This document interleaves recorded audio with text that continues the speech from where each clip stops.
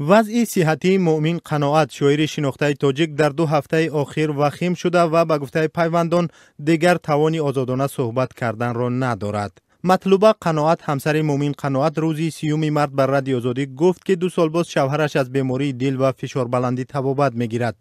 به گفته او با وجود این تا 2 هفته پیش با کمک پیوندان قناعت از جای بلند میشد ولی حالا دیگر حرکت کردن نمیتواند. یک هفته شد این گریپ شدن، من کسلی های عروس شمال شدن، گریپ شدن، بسیار وزین شدن. نه اینکه شما تمامی تبابت طبیبای رسپوبلیکا خبر دارن که هم در که شد میبیان دارو میکنن، دوا میکنن، خیلی منکنه یک دور شد کم تر خودش با آمدن که حالت گپ زدن و صحبت کردن ندارن. همسر مؤمن قناعت با تکیه به گفته پزشکان گفت که چون این احوال شوهرش موقتی است و روزهای نزدیک سلامتیش دوباره برقرار خواهد شد.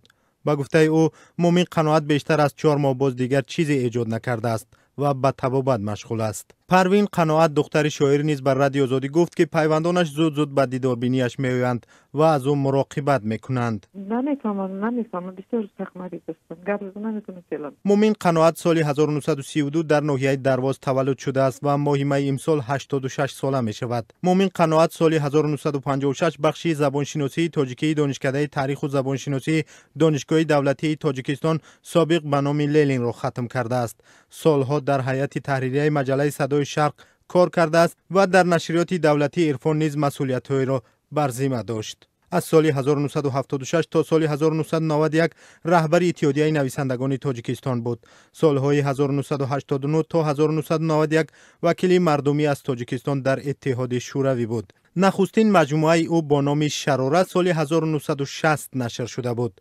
سال 1977 برای داستان‌های سروش استالینگراد و مادرنامه جایزه دولتی اتحاد شوروی را دریافت کرد. زیاده از 12 مجموعه اشعارش نشر شده است.